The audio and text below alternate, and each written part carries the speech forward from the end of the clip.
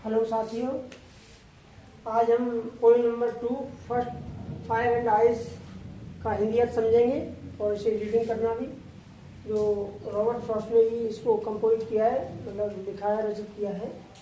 तो शम से इसका हिंदी अर्थ समझते हैं।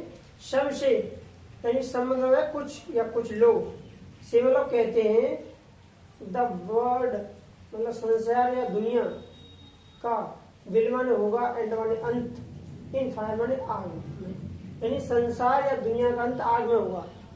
यानी कुछ लोग कहते हैं कि संसार का अंत आग में होगा, तो संसार का अंत आग से होगा। सम से इन आइस, और कुछ लोग कहते हैं, से माने कुछ या कुछ लोग, से माने कहते हैं इन आइस कि संसार बर्फ से नष्ट होगा, इन संसार का अंत बर्फ से होगा या संसार बर्फ से नष्ट होगा। फ्रॉम वाट, जहाँ तक, आई हैव टेस्टेड, मैंने अनुभव किया है या मैंने जांचा है, और बेयर मेरी इच्छा है, जहाँ तक मैंने अनुभव किया है और मेरी इच्छा है।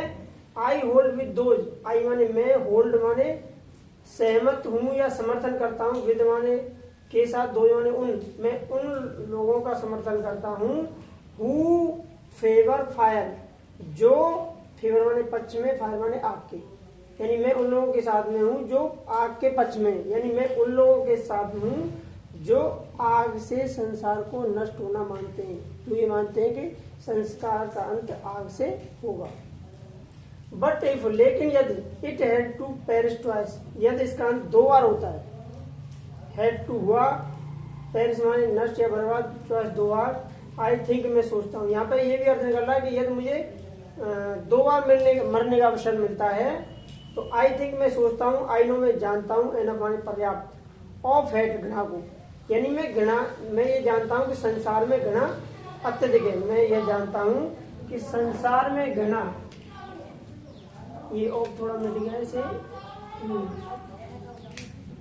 आई थिंक मैं सोचता हूँ, मैं जानता हूँ कि एनफ ऑफ हेट, घृणा पर्याप्त है, यानी संसार में घृणा पर्याप्त है। टू से ये कहते हुए कि फॉर डिस्ट्रक्शन आइस, कि डिस्ट्रक्शन माने विनाश या बर्बादी, आइस माने बर्फ के लिए, बर्फ के लिए बर्बादी या विनाश बर्फ से होगा।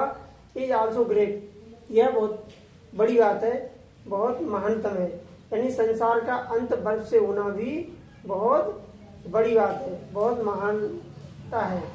एंड वुड सफर्ड, और यह पर्याप्त भी होगा, यह पर्याप्त भी होगा। इसे आप रिवाइज कर सकते हैं, बार बार दोहरा सकते हैं, और इसका जो कि प्रोनाउंसिएशन, उच्चारण और हिंदी अर्थ पूरा दिया हुआ है, इससे आपको ये सारा समझ में आ जाएगा। सेकंड पार्ट इसका एमसीक्यू यानी क्वेश्चन आंसर चलेंगे, और थर्ड पार्ट सेंट्रल आइडिया। तो आप इसे अच्छे से समझिए। नेक्स्ट पार्ट में हम आपको एमसीक्यू यानी क्वेश्चन आंसर समझाएंगे। Okay, thank you all of you guys.